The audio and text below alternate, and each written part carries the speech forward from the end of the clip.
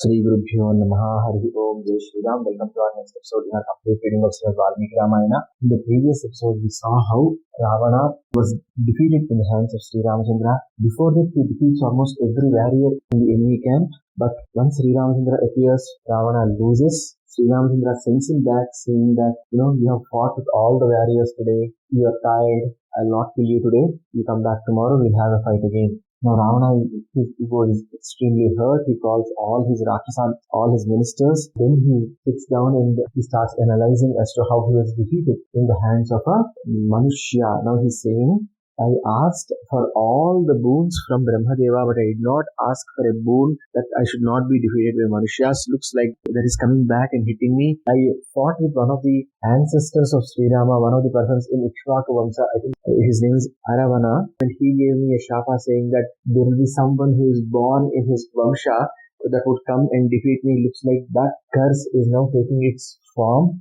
I am losing this war to Rama. O Rakshasa Mantris, what should we be doing? Then he again remembers Vedavati Vrittanta, and he says that Vedavati is reborn as Sita now. All this is showing ominous signs to me. I might end up losing. Then he quickly again composes himself. He looks at his ministers and says, no, go back and guard the city completely. Guard the city in every way possible. Don't let any Vanaras come into the city. Put our armies in all the places in a proper way. Now go and wake up Kumbhakarna. Why Kumbhakarna needs to be woken up? Because Kumbhakarna, his mere presence would terrorize the enemies. Ravana now thinks that to defeat a Vanara army, I need a huge tactic that they would not expect at all. So he is now bringing out Kumbhakarna. Kumbhakarna was sleeping. As we all know, Kumbhakarna sleeps for 6 months, wakes up for 1 day, again sleeps for 6 months. That's his routine. So Ravana orders that Kumbhakarna be woken up now. These ministers, they go and they wake up Kumbhakarna. How do they wake up Kumbhakarna? No, it's not easy. Kumbhakarna's body is so huge that a number of elephants can actually walk over it. That's how big he is in size. He is very, very big. He's taller. His akara is very huge. So these ministers, they go, they try to wake up Kumbhakarna. They first bring in a lot of food stuff. They keep it there. They try to bring in that aroma. They try to tickle with the aroma. It doesn't work. Then they bring all sorts of vaidyas, all sorts of sounds they make. That also will not wake him up. Then they themselves start shouting, and they shout in such a high decibel level that, the people in Lanka are all terrorized, but it doesn't have any impact on him. When they bring trumpets, they blow trumpets in front of him, that also will not be of any use. When they bring 1,000 elephants and they make those elephants walk on Kumbhakarna, then he'll start feeling some sensation. And after that, they'll bring some boulders and some trees and all, and they hit Kumbhakarna with all of that. That's when when the elephants were walking over him, Kumbhakarna feels a sensation that something is happening, and finally when he is hit with all these boulders and all, that's when he wakes up. I give you the shlokas for reference because a very widespread story in the people is that he wakes up when a lot of food was kept and offered there, but no, because they even hit him with a lot of weapons also. Still also he doesn't wake up. They hit him with sadhagnas and all. Okay, I just give those two shlokas. These are the 54, 55 and 56th shlokas of 60th sarga. Varananam sahasram cha sarirasya prabhavidam Kumbhakarna buddha sparsam paramabuddhira.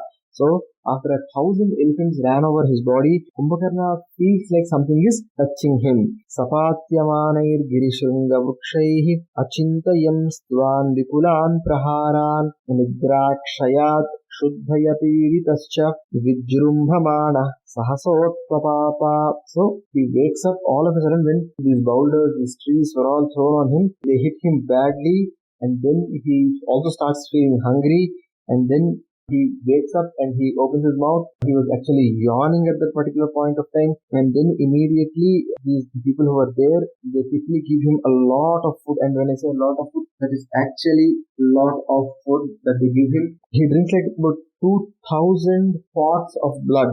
That's like his appetite. The moment we wake up, we drink some bed coffee. Some people have habits of drinking bed coffee and all, right? So that's how he drinks all of that.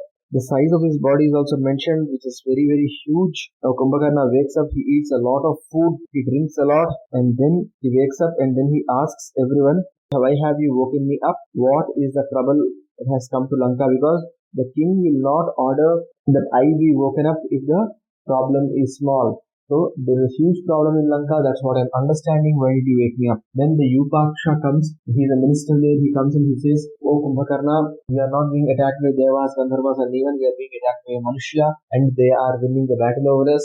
Even yesterday, the emperor himself has lost the war. That's the reason why he wanted you to be woken up." Now Kumbhakarna is extremely angry at this. He says, "I will immediately go and kill all Rama, Lakshmana, everyone, and then I'll come back and report to Ravana." Again, these ministers say, no, please don't do that.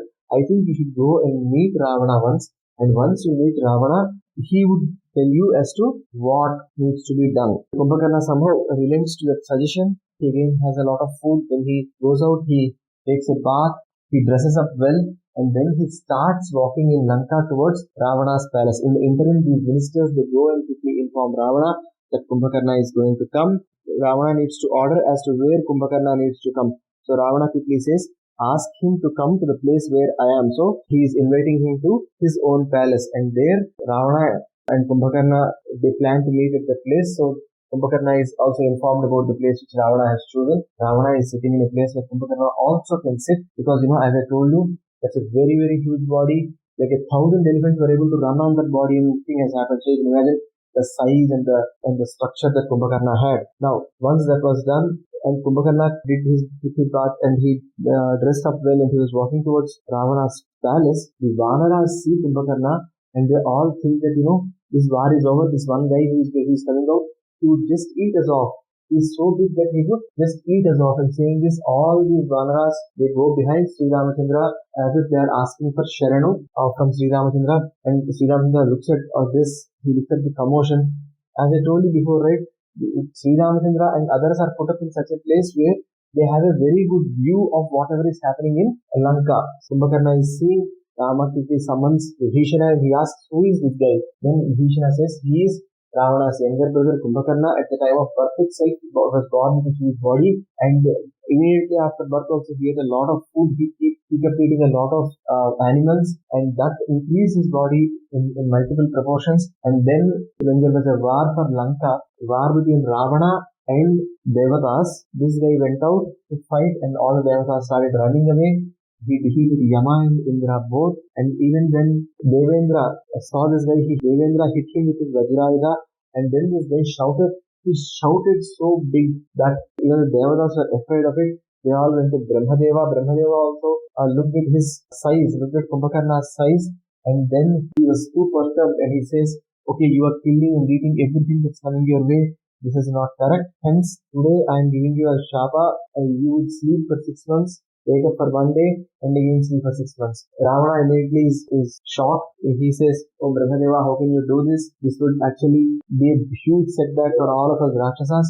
Why are you doing this?" So when Ravana says all this, Brahmadeva relents, and he says, "Okay, he'll wake up for 1 day, and in that day he can cause enormous amount of destruction." Kumbhakarna, many people say that if he was doing a tapasya and then he wanted to ask Nirdaya, and he ended up asking Vidra.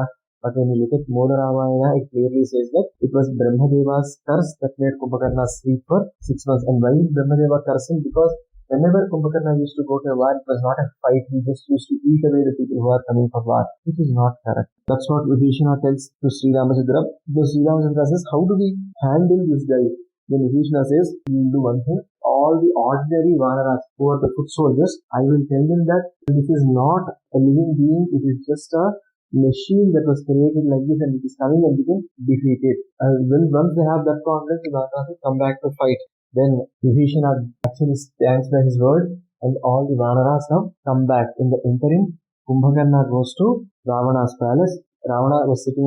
Kumbhakarna goes, he prostrates, he does the Dandavat Pranam, and then Ravana asks him to sit beside him, and then he tells about the trouble that has come. He says, "I am also defeated. The entire situation is going out of hand. I really want your help, so kindly go ahead and fight." Now, what would Kumbhakarna say in response? That we'll be seeing in our next episode. Sarve bhavantu sukhinah, sarve santu niramaya, sarve bhadrani pasyantu. May ma kaschid dukkha bhag bhavet, sarvam sukhita jnara swam karnarvindar, namaste swasti, Jai Shri Ram.